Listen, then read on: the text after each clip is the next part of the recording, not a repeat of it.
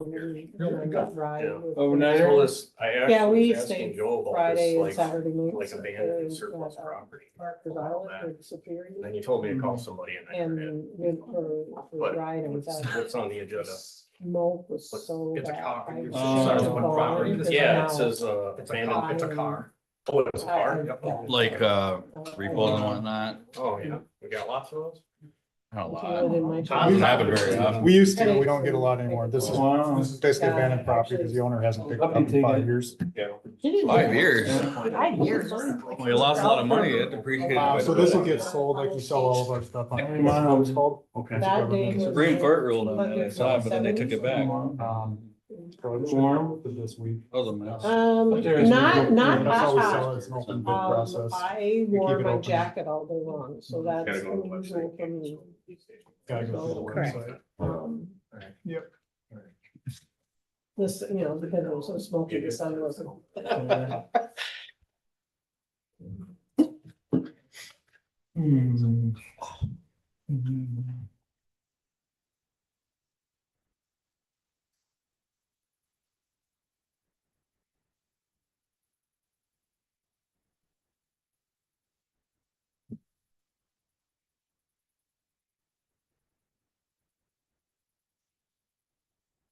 Call to order a meeting on Monday, July 21st, 2025 at 6 PM. Please rise for the Pledge of Allegiance.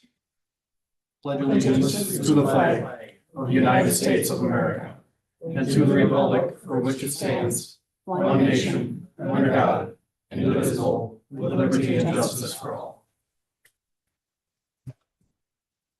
Roll call, please, Jenny. Mayor Vogel, Here. Councilmembers Mulebauer, Here. Faunis. Here. Udvig. Here. Robinson. Here. Thank you, Jenny. Do I have approval of the agenda? I'll make a motion to approve tonight's agenda. Motion by Councilman Mulebauer. Do I have a second? I'll second. Second by Councilman Faunus. All those in favor signify by saying aye. Aye. Pull the same sign.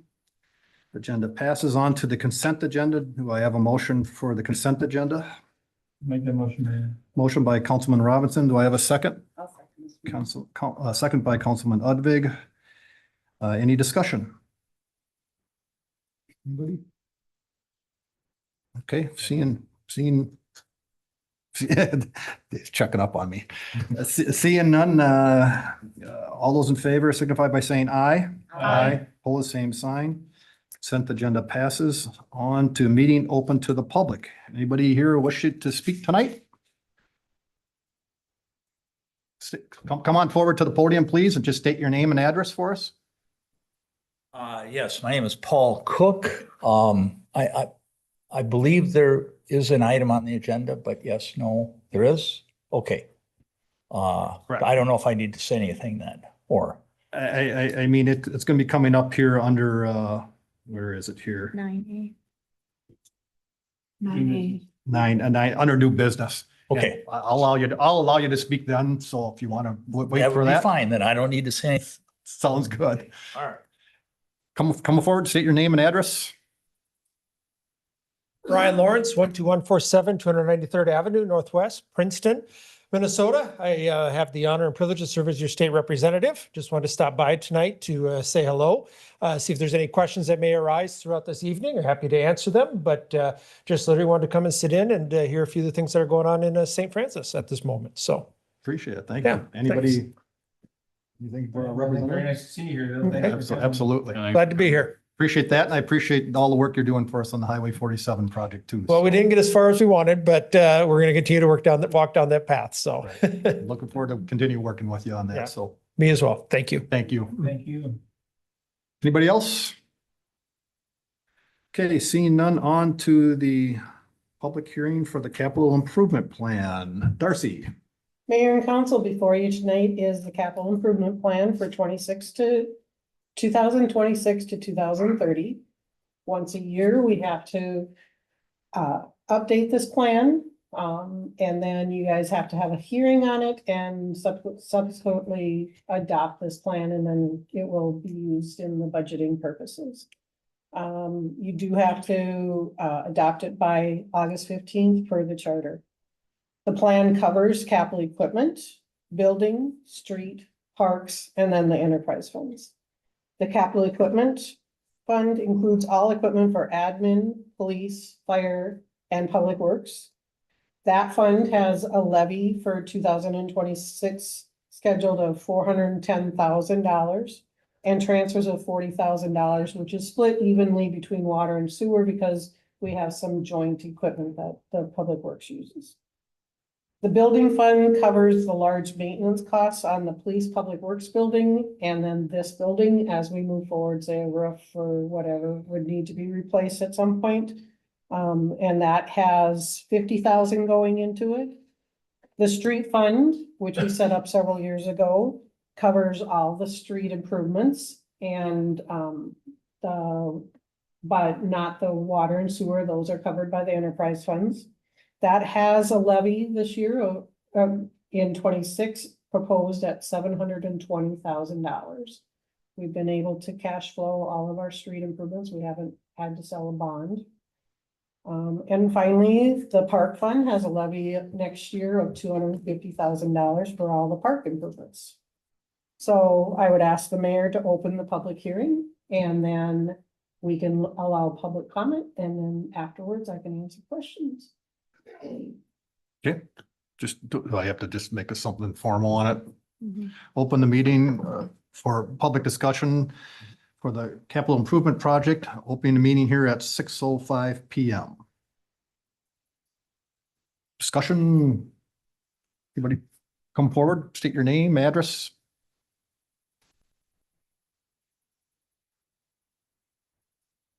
Tina Carroll, 23045 Ambassador Boulevard. With these capital funding, these levies that you're talking about, are they new levies that we're going to be voting on this fall? No, all of these have been in place. They are going up. When we set this up, they each had an increment that they would go up to fund our improvements. So like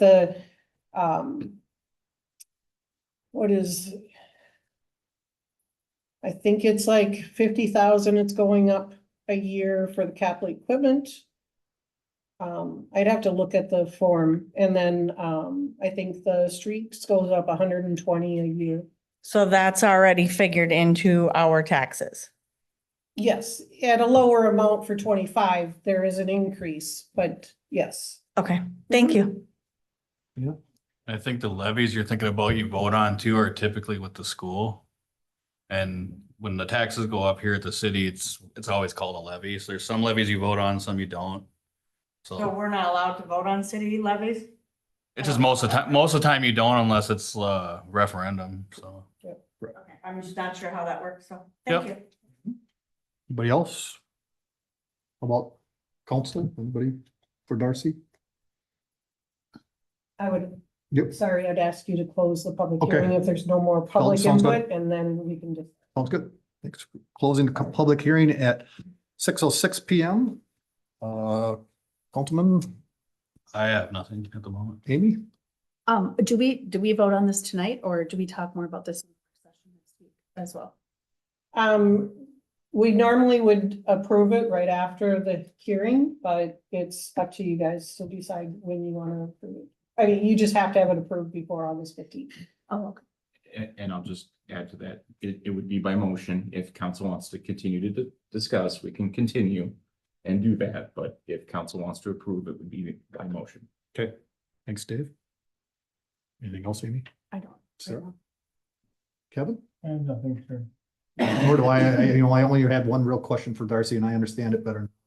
This is done for the year. It's not like we build a savings account to do roofs up over the years. It's what we set aside each year for capital improvements in the budget. So I didn't see anything that needs further holding on, so I'm prepared to make a motion. I don't know if how does everybody else feel about it? I'll make the motion. Okay, it's motion by Councilman Udvig. Do I have a second? I'll second that one. All those in favor signify by saying aye. Opposed, same sign. Mr. Mayor, Yes. I just wanted to throw it out there too for people, if they wanted to look at it, if you go to the packet, there is a link in the item It's not that you working. can click and view the Mine capital improvement plan where it Did it? shows Oh, good. all that stuff.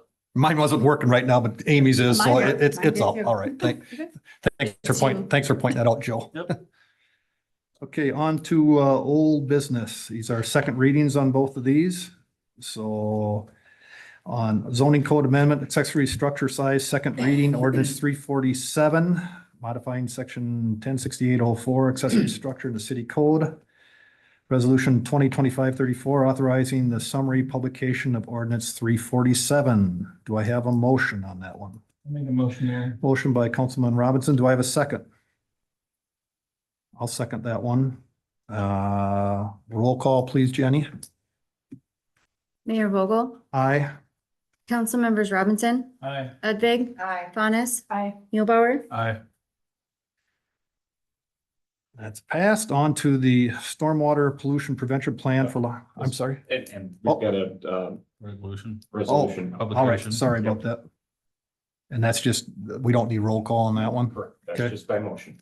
So I got a resolution 2025-34 authorizing the summary publication of ordinance 347. Do I have a motion for that? Make the motion again, Mayor. Motion by Councilman Robinson. Do I have a second? I'll second. Second by Councilman Odvig. All those in favor signify by saying aye. Aye. Pull the same sign. Resolution pass. On to the stormwater pollution prevention plan for large cities. Large sites code amendment, second reading, ordinance 348. Amending the zoning code to modify the off-site treatments from structural BMP standards for the stormwater pollution prevention plan for large sites. Do I have a motion for that? I'll make that motion, Mr. Mayor. Motion by Councilman Mulebauer. Do I have a second? I'll second. Second by Councilman Udvig. Roll call, please. Mayor Vogel, Aye. council members Mulebauer, Aye. Faunus, Aye. Udvig, Aye. Robinson, Aye.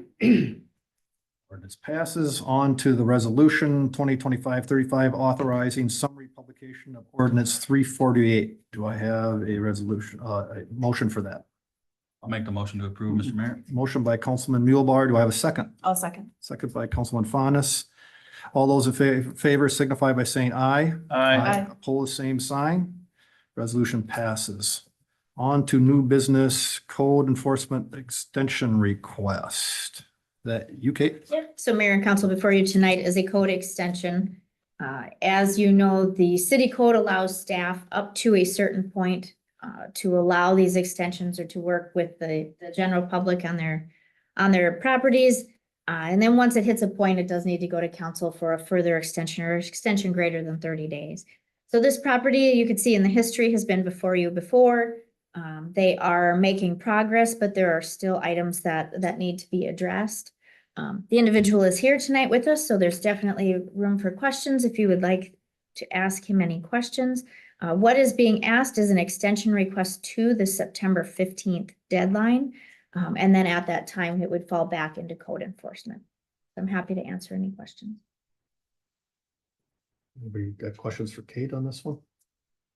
I have one question, Mary. Kate, when I remember when the couple first came to us, was that an extension also, or that was the beginning of an inquiry of, that was the first time penalties or discussion about the? Correct, Mayor and Council. So when we reached out to this property, they came in fairly quickly. So this is a second extension, but they have been working with us the full time. Okay. And I know our building staff and community development specialists have been out there doing midpoint inspections all along as well. So we have been involved. They've been working with us this whole time. Is September reasonable and is it attainable to give them till September? Mayor and Council, I think it's reasonable. Whether it's attainable, I guess I would question back to the property. It does allow the city that opportunity before it's too late in the winter to go in if it's not completed and get that inventory and figure out the next steps towards any type of abatement. However, an abatement probably wouldn't happen till the spring with our winter unless we had a really light winter. So September is a good set point because then it would take the winter to do the process to get to a potential abatement or cleanup. So. I know Mr. Cook is here. Can you come up and answer a question for us, please? Thank you. Is that September workable for you, or do you think you can, I know you're trying to get permission. That's other people's stuff on your property and you're trying to Right. Russ, get that wrangled up there. Is that September doable, or I think another extension will be needed in September? There are factors that have changed since we put in the request for September 15th. Namely, the tenant is currently in the workhouse. He won't be out of the workhouse until the end of September. So it's not practical for him to be getting some of his property off of the property by September 15th. So, that probably realistically would be pushing it into October. We were trying to actually find a new tenant and get rid of this guy, but those plans fell through as well. Sure. And the stuff that you're trying to get rid of is his property or titled, are they titled items and stuff, and you don't have permission to move them, or? I don't understand renter, landlord stuff, but. Some of it are vehicles, some of it are boats that would be titled. Some of it are, utility trailers. Apparently, we're only allowed to have 3 either boats or utility trailers or recreational vehicles. There aren't any recreational vehicles, but we're only allowed to have 3 on the property. And if you count all the small utility trailers that are around, we've got 6 or 7. So, we have to get rid of some of them. Is the home occupied now? Is there anybody on site living there day to day? Yes, yeah, the primary tenant is in the workhouse, but his girlfriend is still there and a couple other people. There's somebody there, there's some presence there and some maybe semi-security there, as far as not more stuff's coming and going anyway. Right. No, there isn't more stuff coming and going. We've gotten rid of a lot of stuff. Sure you have. No, I've been by there. It's cleaned up quite a bit. Yeah. So, and there are a couple of items that my son, has plans to actually get rid of them. He's no longer in prison. He's in the workhouse himself. And so he's taking that bull by the horns, sort of. I guess hearing the September is not even feasible, it doesn't sound feasible now. What actions do we take here?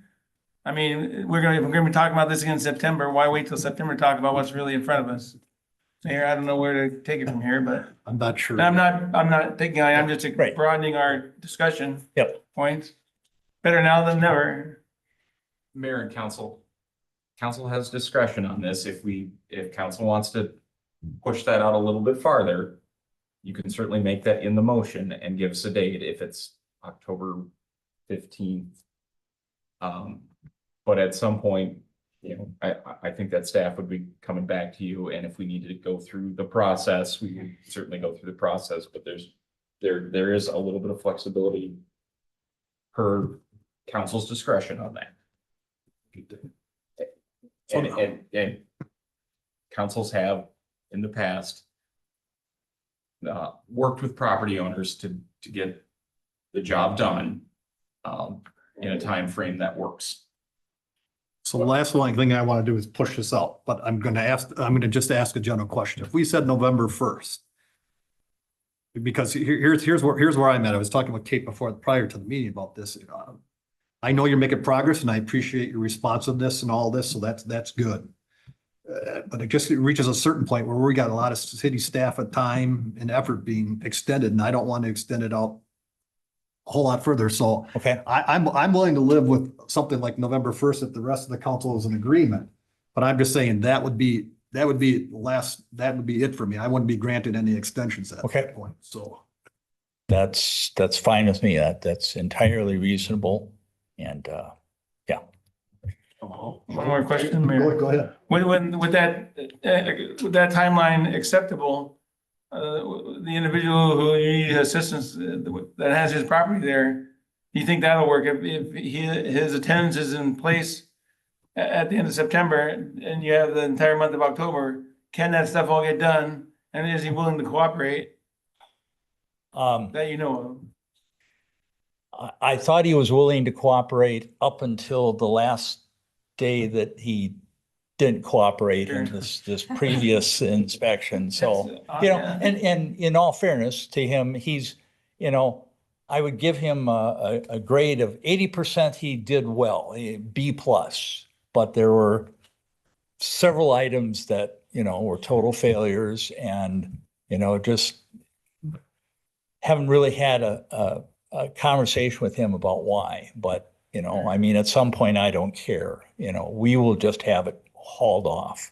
That was my next question. So if we give you that opportunity, Yeah. and he's back in attendance in amongst the population, and he's still obstinate about helping out, do you have the wherewithal and the responsibility and the means to get that stuff, Sure. finish the job? Well, and do you have the legal ability to do so? That's what I meant. My other question too is, I mean, so, I have a few things, but that's what I was kind of wondering is, are you legally able to, I know I don't know per se, I'm gonna paraphrase and I'm probably wrong.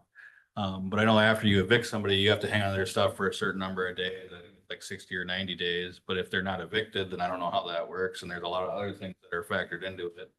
One, I don't necessarily disagree with Mayor Vogel, but if you don't have the legal ability to do so, I'm kind of at a crossroads there. And I did also want to thank you for working with staff and coming forward. We often deal with people who aren't very cooperative, and that makes everything harder. And I don't think there's much else that we dislike more than abatement situations, things like that. So I do appreciate your good faith effort and everything.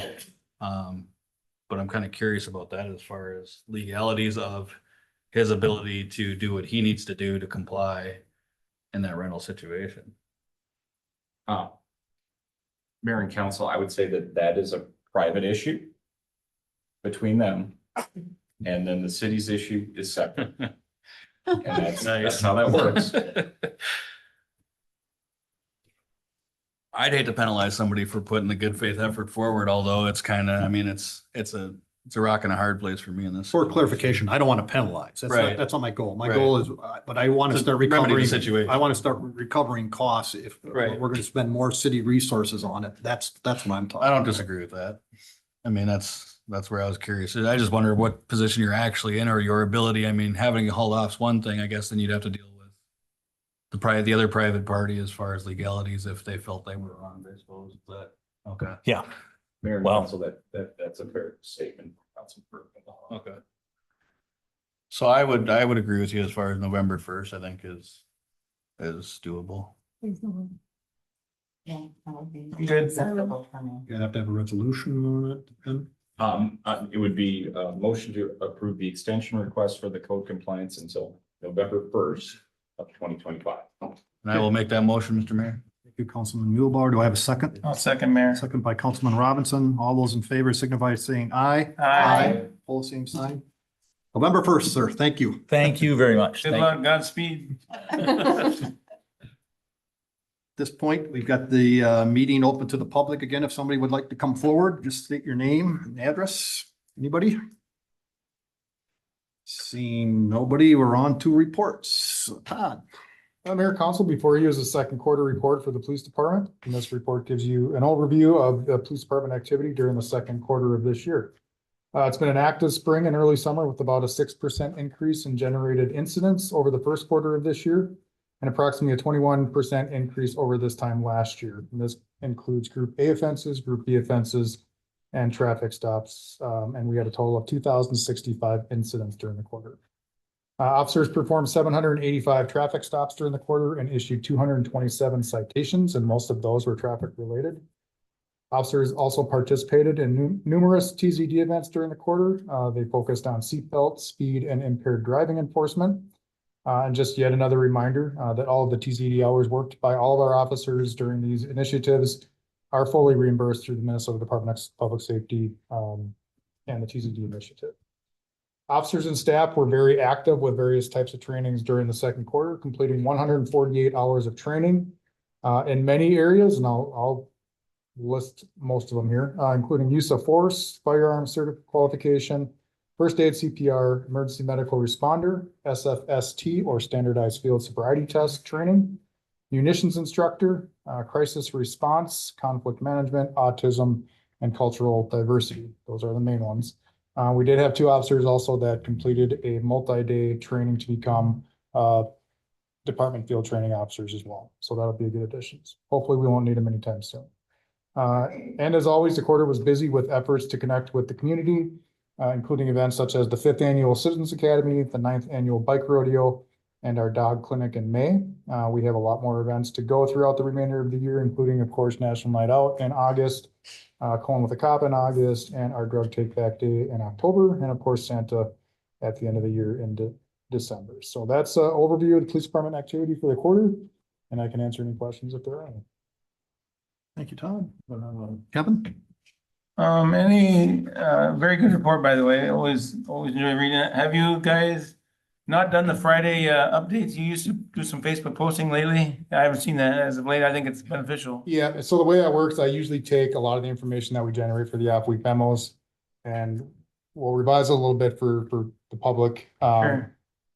Me being gone the last period, I was on vacation for a couple of days that didn't get put out. But I do anticipate that'll be put out this coming Friday. So yes, we are still doing it. There's just been a little lapse there. Well, that's all right. You certainly allowed some personal time off for crying out loud. So. No, I think it's beneficial to the public.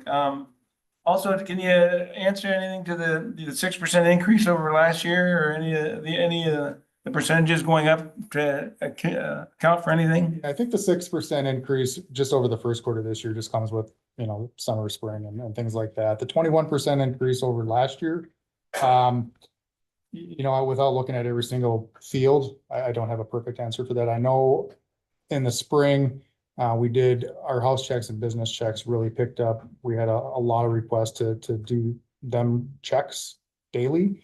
So we do generate case numbers for that activity. So that could be part of it.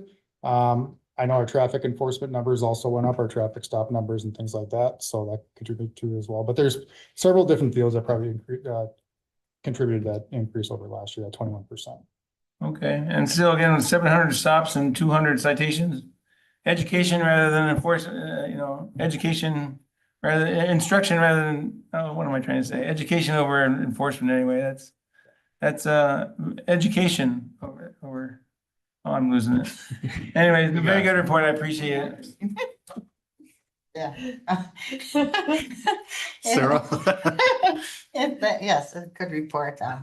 It's, as always, your officers do a great job just being out in public and engaging. That's my favorite thing to see, is that they're not just riding around in their cars. They get out when they see people, they talk to them.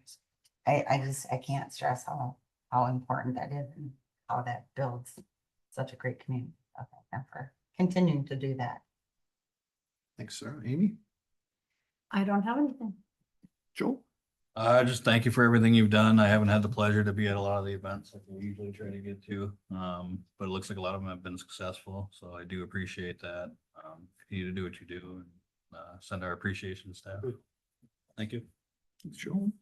And I just, good report also. And I'm gonna ask you one thing though. As we build this K-9 program, whatever else, I want to make sure.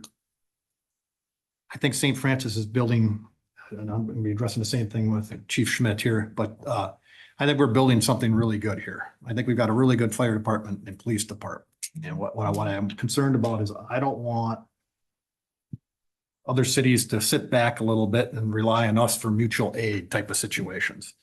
And so I know we've got a mutual aid reporting factor with there, but what I'm just saying is going forward at the end of the year or whatever else, I'm going to want to see how many mutual aid calls we want on, especially like with K-9. We got a specialized K-9 program. Well, how many people are going to be using our dog? And is it become a point where we're subsidizing other cities using our dog?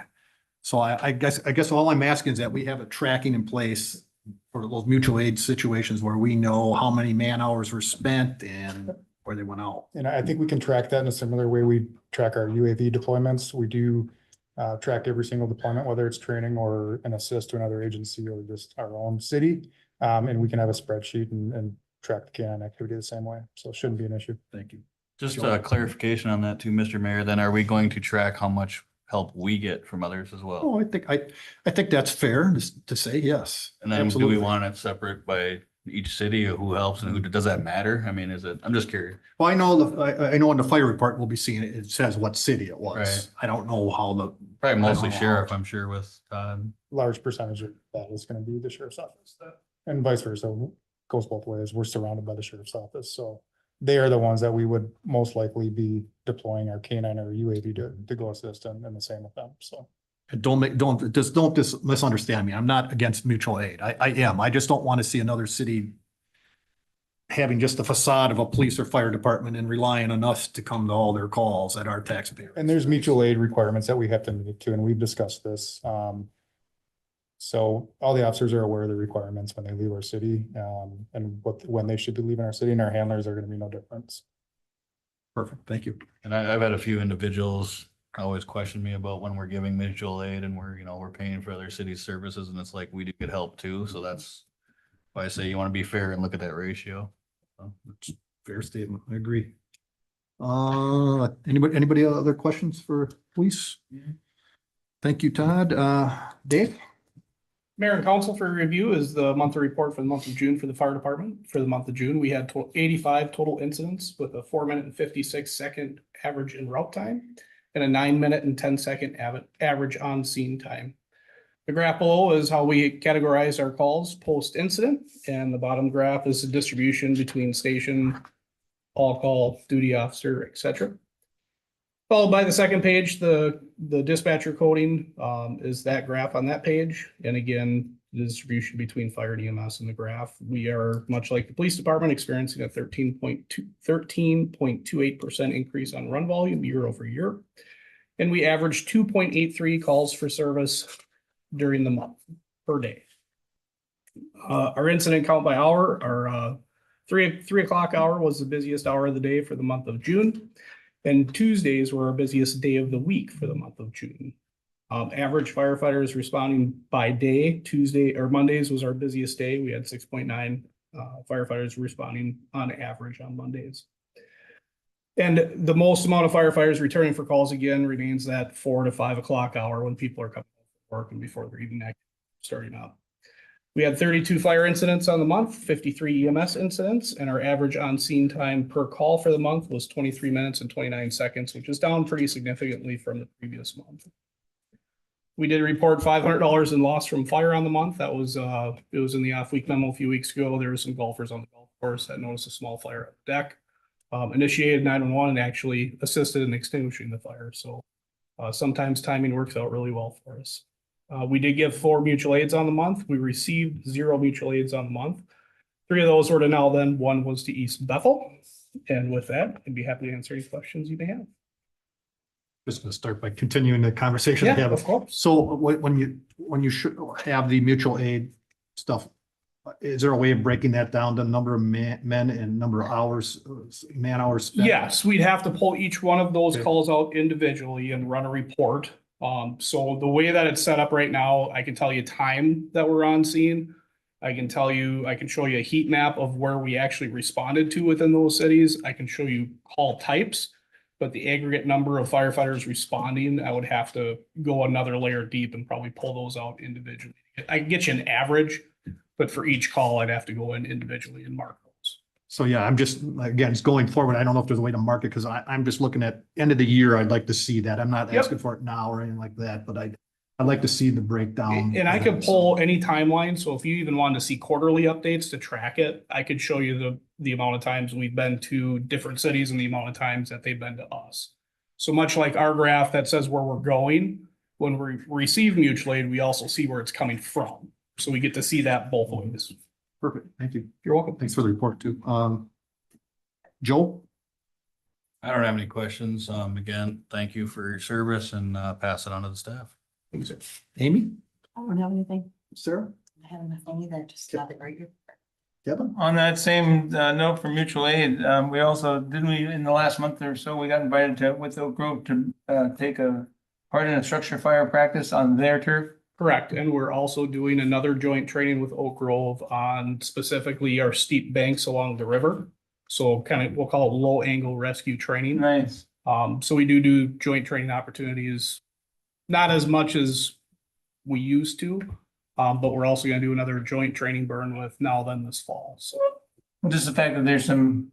Oh, absolutely. Invitations on both sides, so. The specialized training gets quite expensive, and to try and do it on your own can be cost prohibitive. That's cool. That's very good. That's all I have. Thank you. You're welcome, sir. Thank you, Dave. You're welcome. Anybody, nothing else on there? On to council member reports. Amy. I don't have a lot to add. I went to the EDA meeting, was that last week? Blends together. I thought we had a really good discussion at the end of the meeting about TIFs and lots of different topics as it pertains to well, we were talking about the property behind Subway. I thought it was a really good candid conversation. Could go back and watch it or see it in the minutes. I thought that was really good, like just brainstorming different things, and I thought that was good. That's all I have to add. Thank you. Sarah? I went to the farmer's market on Wednesday. Otherwise, it's been quite a couple weeks.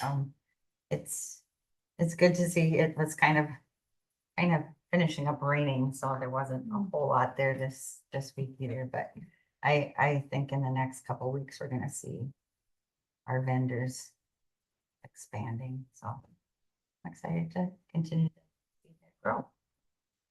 Thanks, Sarah. Devin? I went to the St. Francis Hardware River open house, so to speak, and it was well attended. Whenever you offer some free food and root beer, you get some people. But I stopped in the other day to make a purchase at the hardware, and Tim seemed kind of upbeat. He said there was more positive than negative out of there, and some of the ideas that I saw posted on Facebook after Michelle did the compilation of stuff was very interesting as well. But in the long term, Tim seemed pretty upbeat. Rich, at the day of the open house, I spent just a couple minutes talking with him. He didn't seem as positive. He said the state seemed pretty heavy-handed and pretty steadfast in what they didn't want to see happen there and what they couldn't do there. But again, talking to Tim on Saturday, it was he's got more of an open mind and felt it was more positive vibe anyway. So there's hope out there, and there's like Kate said, it's going to take some money, a lot of money. But I mean, with the right people to come aboard, something could happen here. I also attended the Bethel JPA fire meeting, and that's getting closer by the week, which is really good. Everything seems to not much for wrinkles, and we're again setting the template for future advancement for other cities to maybe come join us or make the district bigger and save cities money. That's the bottom line, and service and improve service overall. That's the bottom line, not the money part. Improvement in service is the bottom line. Also attended the P&Z meeting.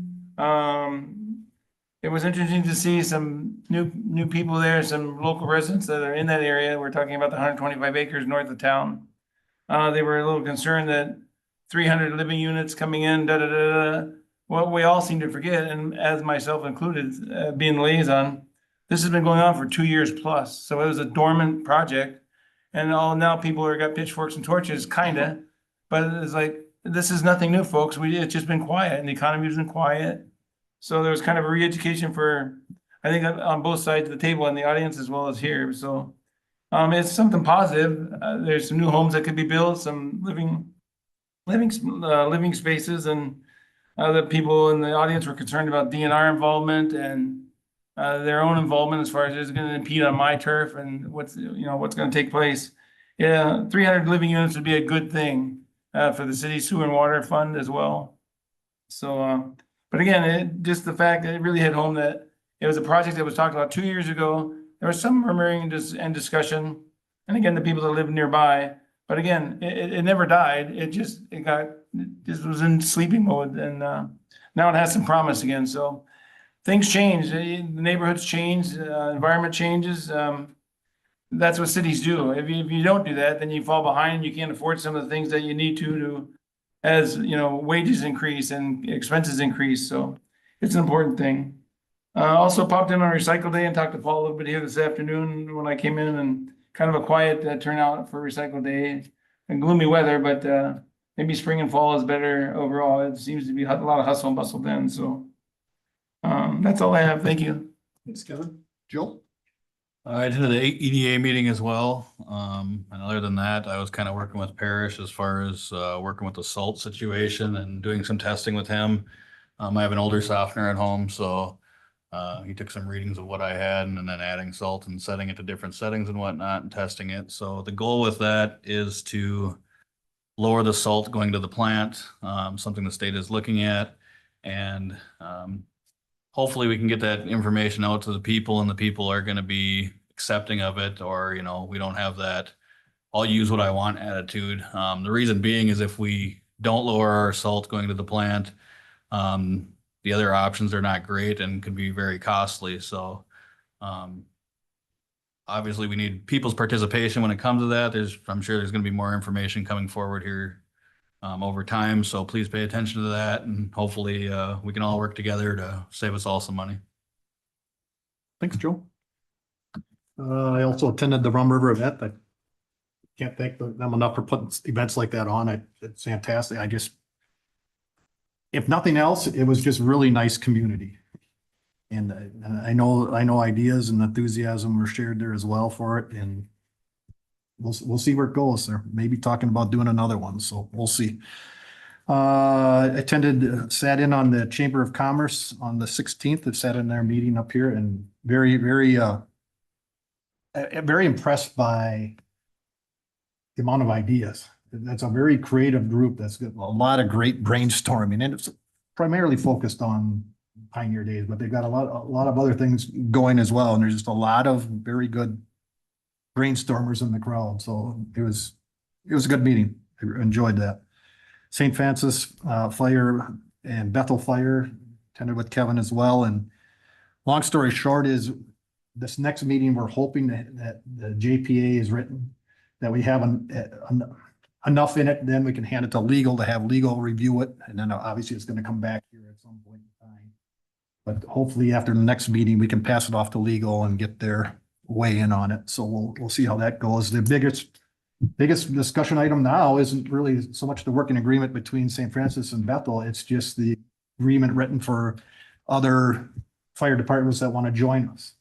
That's really what been the focus of our meetings, the last couple of them. Expandable, correct. I watched the EDA meeting and I totally agree with Amy, and I thought it was a very, very good discussion.